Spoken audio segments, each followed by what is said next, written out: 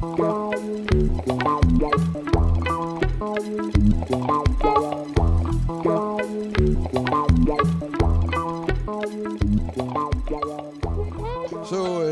I will speak about recognizable sets of graphs. I will describe the algebraic and logical aspects, and also some applications to model checking of monadic second-order properties. Irene Durand will continue the description of applications to model checking. The summary of my talks is here. I will present recognizable and equational sets in the general algebraic setting.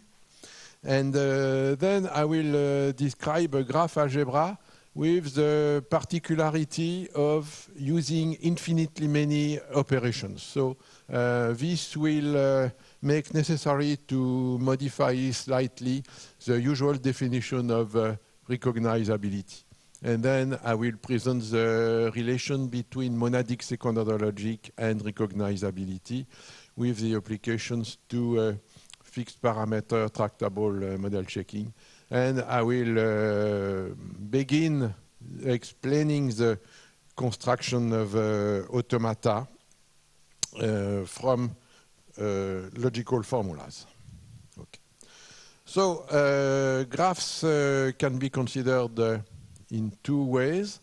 A graph is a logical structure, say consisting of the vertices and a binary relation representing edges, so that their properties can be expressed by logical formulas, and I will be interested by monadic second-order formulas. But a graph can also be considered as an algebraic object, exactly like a word is an element of a monoid. I will describe these notions. So graph algebras are interesting for several reasons. Let me say immediately that I only consider finite graphs. As algebraic objects, they are actually isomorphism classes of graphs. Okay. So if you have an algebra, or in particular a graph algebra, you have immediately the equational sets, which generalize the context-free languages. And in case of graphs, it is useful because they can be defined without the necessity of defining graph writings, which is always extremely difficult and technical. So recognizable sets are defined algebraically. And in case of graphs, graph algebras give an algebraic characterization of certain combinatorial notions, like tree widths, path widths, rank widths. And these graph complexity measures have been introduced for the construction of graph algorithms, and they lead to fixed parameter tractable algorithms. I will recall the definition later. Click width is somewhat similar, but it was introduced algebraically on the first step. There are actually two important graph algebras that fit to monadic second-order logic. One called hyperedge replacement. There are some historical reasons. But let me say that it is deeply connected with tree widths. And from it, we get model checking for monadic second-order formulas allowing quantifications on sets of edges. Another one is deeply connected with tree widths, and it allows model checking for monadic second-order formulas, but without quantifications on sets of edges. Yes. Actually, I will present yes, the algebra for click width for two reasons. First, because the automata useful for the model checking of monadic second-order formulas are much easier to build for the case of bounded clique-widths than for the case of bounded tree-widths. Let me say immediately that I define recognizability of graphs without automata on graphs, but this notion gives automata on terms that describe graphs. In all this presentation, I am always thinking of graphs as described by terms. So when I speak of automaton, it is an automaton of, on terms that define graphs. Okay. So from monadic second-order property of interest, we will see how one can construct automata on terms. Okay. And there are two constructions. And the construction for the case of graphs of bounded clique-widths is much easier than the other one. But actually, we lose nothing, because all results about model checking of formulas using edge set quantifications and for graphs of bounded tree-widths follow from the case of graphs of bounded clique-widths. And the construction is easy. Considering a graph of interest, we replace it by its incidence graph. In the incidence graph, each edge is considered as a new vertex, and the incidence between edges and vertices is now a binary relation, so that we get a bipartite graph. And the observation based on a recent result by a student of Labrie is that the clique-width of the incident graphs is not very much larger than the tree-width of the given graph. So it makes possible to apply the constructions for graphs of bounded clique-widths to this case. And now, the properties of the given graph using edge set quantifications reduce to classical monadic second-order properties on the incidence graph, you see. So this is the reduction. So now I speak only about graphs of bounded clique-widths. But first, very quickly, the algebraic setting which I use actually. So it is well known that a context-free grammar is equivalent to a system of equations. For instance, here I have a grammar with 2 non-terminals and 4 rules. It can be translated into a system of 2 equations, that is this system. And the 2 languages generated by X and Y form the least solution of this equation system. In arbitrary algebra, one cannot define rewriting, but one can define equation systems. And so here is an example of a system, okay? And an equational set is the component of the least solution of such an equation system. So every such system has a least solution in any algebra. And so the notion of an equational set is well defined in any algebra. So here is the general, perhaps, no, it's okay. So the general setting is the following.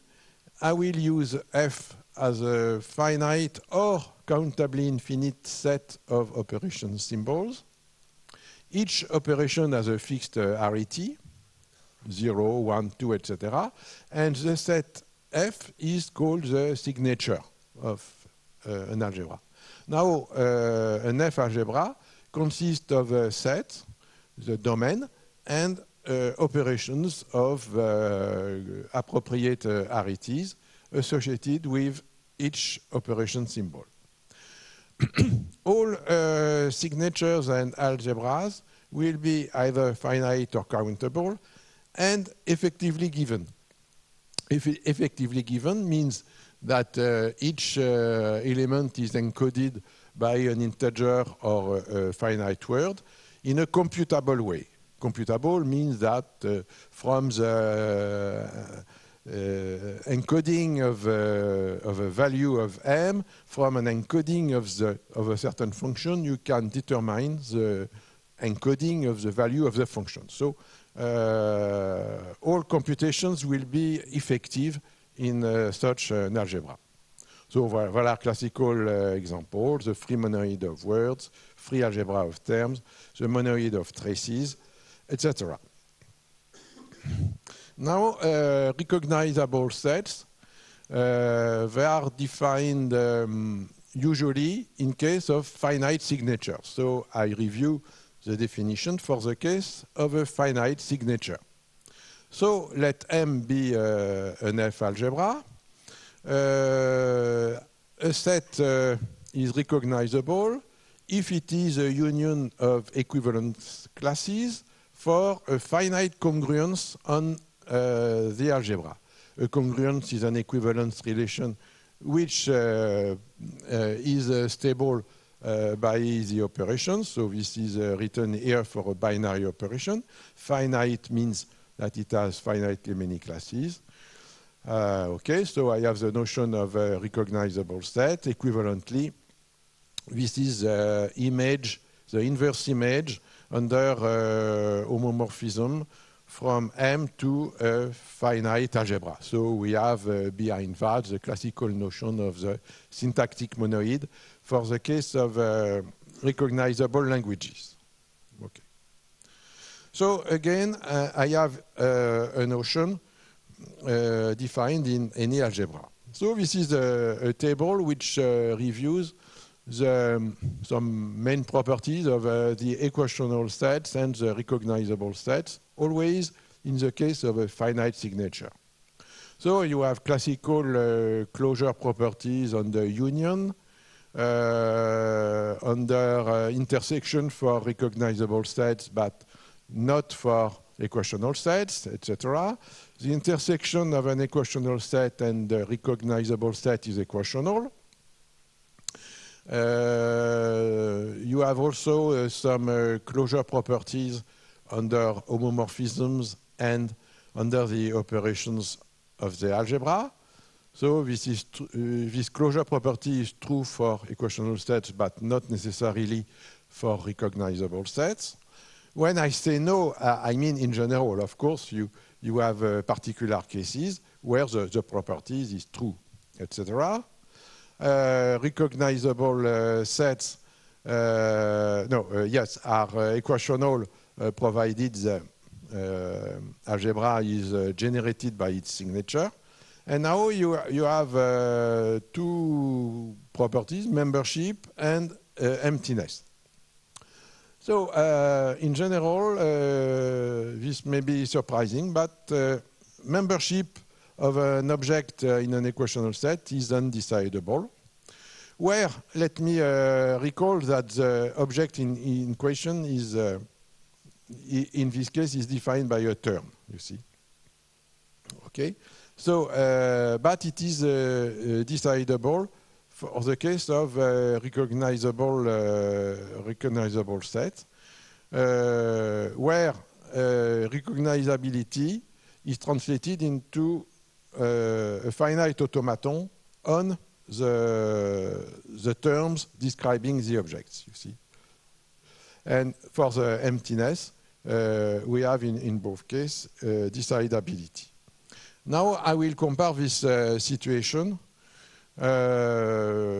with the case of infinite signature.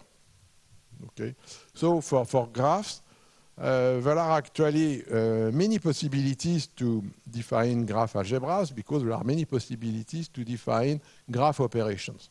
But there are only two graph algebras, up to some variants, that that are robust and have good properties related to logic, you see. So since I will now use algebras with infinite signatures, I need to modify the notion of recognizability, because if I keep the existing notion of recognizability, I have nothing interesting. So now I consider an algebra with a countably infinite set of operations, okay? And now I assume that each element has a type, where the type belongs to a countable, effectively given set. And the typing function is a homomorphism. That is, we have this property. In other words, I have also an algebra structure on types, you see. And now for defining the recognizability of a set L, I use, as previously, a congruence. And I assume now that the congruence is type preserving, which means that two equivalent elements have the same type, and that it is locally finite. So instead of being finite as previously, I ask that it has finitely many classes of each type. And L is a union of classes. So possibly, L is an infinite union of classes, but of classes of different types. So now in this table, I reproduce the previous table, but I put in light some differences between the case of finite and infinite signature. By the way, in the case of equational sets, there is no big difference because an equation system is finite. So it concerns only a finite subsignature. And so an equational set always belongs to a finitely generated subalgebra. So it is not surprising that there is no difference here. The differences are here. Now, in these new settings, recognizable sets are incomparable with equational sets. And there are some counterexamples for graphs. I will show them. And now for the membership, it is the same because although I have an infinite signature, I said that everything is effectively given, which means that computations can be done. You see, so I have decidability, but emptiness now is undecidable.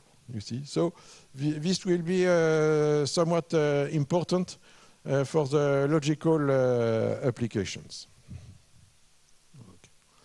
Now I apply this to graphs. So I define a graph algebra. So this is a typical example of a graph that is defined by some operations. There are two operations. There is a disjoint union and an operation called join, consisting of taking two graphs and adding all possible edges between these two graphs. So the general definition is more complicated. Graphs are simple, directed or not, and I use labels attached to vertices. Each vertex has one label, and the labeling defines the partition of the vertex set. And a vertex labeled by A is called an A port, because it is there is some analogy with communications, you see. And there is one binary operation that is disjoint union.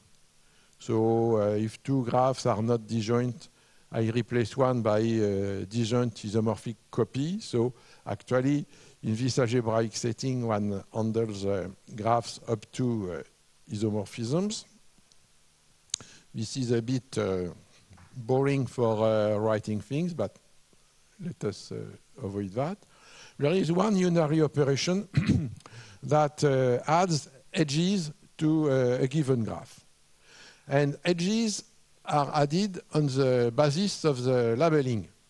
So the operation add indexed by AB of G consists in taking G augmented with all edges between every A port and every B port. So here is an example. I have a graph G with 3 A ports and 2 B ports. There is already an edge between these two vertices like that, and I add those which are missing to make a complete bipartite subgraph between the A ports and the B ports. Okay. Graphs are simple, so even if there exists already an edge, it is not added a second time. Obviously, this can be adapted to directed graphs. And there is also an operation that relabels vertices. Okay, so every label A is replaced by B. And nullary operations, it is useful to have the empty graph, but also basic graphs mainly, consisting of a single vertex with a certain label. So now every graph with n vertices is trivially the value of a term using at most n labels. The click width of a graph is the smallest possible number of labels, such that one can construct the graph with these operations and only these particular k labels. You see? So the click width of a graph corresponds to a certain subalgebra to which it belongs. So here is an example of an inductive construction of cliques. So new vertices are added one by one and linked to all previous vertices. So I skip that. Let me say only that say planar graphs have unbounded click widths, so it's perhaps unfortunate, but it is the case. Okay, and now monadic second-order logic. So I said that a graph could be considered as a logical structure consisting of its vertices and a binary relation representing the existence of edges. Okay. So monadic second-order logic is first-order logic extended with set variables. Everybody knows that. I point that a set of edges is here a binary relation over vertices. So, and this is some kind of a limitation to the expressive power of the language. So now certain graph properties can be formalized by monadic second-order formulas. Typical examples are K colorability, transitive closure, connectivity, planarity. So here is the example of the property of free colorability. It can be written in this way. There exist X and Y. Big letters indicate sets. So there are two sets of vertices. They are disjoint. And for every two adjacent vertices, U and V, if U is in X, V is not in X. If U is in Y, V is not in Y. And if U is outside of X and Y, then V is in X or in Y. So we have here three colors. The vertices with color 1 will be those in X. of color 2 in way, and the other vertices will have color 3. So I express here the free colorability. Here, the property that a graph is not connected is expressed in this way. There is a set of vertices, it is not empty, the complement is not empty, and there is no edge between Z and its complement. So this means that there are at least two connected components. So I go quickly on that. This construction for connectivity can be extended to transitive and reflexive closure. So one can express interesting graph properties like the existence of minors or planarity thanks to the characterization of planar graphs by forbidden configurations, existence of cycles, etc. Properties which are not expressible typically are those of the form there exists a bijection between two sets, because there exists a bijection between two sets of vertices means somehow a quantification on binary relation, and this is not allowed. Okay, so okay. Now, considering a class of finite graphs and logic, there are two main problems. The decidability problem consists in asking whether a given sentence is true in some of the graphs of the class, or is true in all graphs of the class. Logicians call this a theory of a structure, the set of all sentences that is valid in the structure. The model checking consists in rather fixing a particular property or a particular formula or sentence and asking for a given finite graph or structure whether it is satisfied, it is true whether the property is true for that structure. So the model checking problem is trivially decidable, and the interesting question is complexity. So here are some a review of very classical things. For first order logic and the class of all graphs, decidability is not possible. Model checking is polynomial.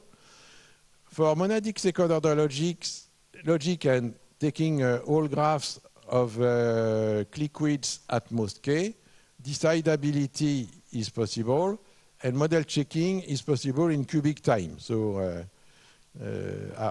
I will and Irene will continue with that. Now, for monadic second order logic and unbounded clique widths, decidability becomes undecidable, and there is a conjecture that it is not FPT. So this, okay. I recall what is fixed parameter tractability, a notion introduced by Mike Fellows. An algorithm is FPT if it takes a time that can be expressed as follows: f of k n to the c, where c is a constant, the size of the input is n, and there is an additional notion attached to the input that is called the parameter. So for graphs, quite natural parameters can be the degree, the diameter, the tree width, the clique width, etc. In this expression, the hard part of the time complexity is pushed into this expression f of k, you see. And this means that if now you fix the parameter, that is, if you, for instance, you take a bound on the degree or the clique width or the tree width, then you obtain something that is decidable in polynomial time.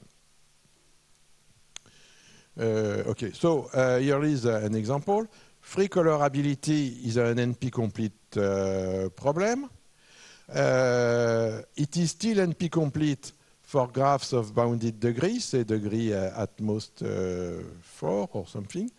And so this means that the degree is not a good parameter because unless p equal NP, we cannot have such an expression. But tree widths or clique widths are good parameters for free colorability. Now the links between monadic second-order logic and recognizability. There are actually two theorems. So for a sentence phi, mod of phi is a set of finite models of phi. Think of graphs. All my structures actually represent graphs. The recognizability theorem says that for every monadic second-order sentence phi, each set of model is recognizable in the graph algebra that I have introduced. You remember that recognizability needs a notion of type because here I have an infinite signature, and the notion of type is the set of vertex labels of the considered graphs. And there is also a weak recognizability theorem which says the same thing, but well, the best is to read it. For every monadic second-order sentence phi, for every k, the class of graphs that satisfies the property and are of tree width at most k is recognizable in the subalgebra generated by the operations that provide that bound on clique width, you see. And actually, I would say this theorem is enough for the model checking purposes, because in practice we consider graphs, finite graphs of bounded clique widths, as we will see. A few remarks. The general theorem, the recognizability theorem, is not a consequence of the weak one. So the counter example consists in taking what I call kites that are grids, square grid like that, with a kind of tail, where here the grid is n cross n, and the tail is also of length n. So so the grids are of unbounded clique widths. So whenever you bound the clique widths, you get a finite set of kites, so easily recognizable. But in general, because you have these equalities between the n here and the n here, the set is not recognizable. This is basically like En, Bn is not recognizable. One computes the congruence, etc. Every set of square grids is recognizable. And as there are uncountably many such sets, there is no possible characterization of recognizable sets by logical formulas and automata, because usually a logical language is countable. For algorithmic purposes, the weak theorem is enough. Okay. The general theorem can be proved in two ways, either by what I call a Pfefferman-Vogt-Shelah style proof, because actually Shelah has proved a larger version, a more general version of that. And the proof consists in manipulating theories. And the congruence that one gets for the recognizability theorem says that the two given graphs satisfy the same monadic second-order sentences of quantifier 8 at most that of the considered sentence, you see. Or, much easier to do actually is a Bushy style proof consisting of constructing automata. And actually, I observed recently that such a proof can also give the full theorem, not only the weak theorem. Now the construction of and use of automata.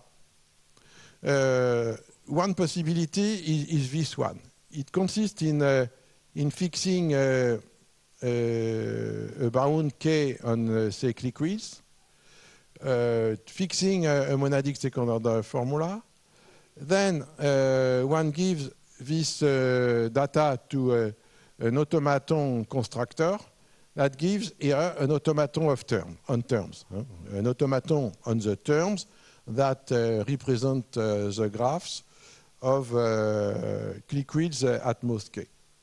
Now, given a graph and the value K, one must give that to a graph analyzer, which says either the liquid is too large or gives a term, and the term is given to the automaton, and the automaton says yes or no. Okay, so apparently I have no more time to present the construction of this automata. I say only that the construction is by induction on the structure of the formula, and that it may produce very large automata, you see.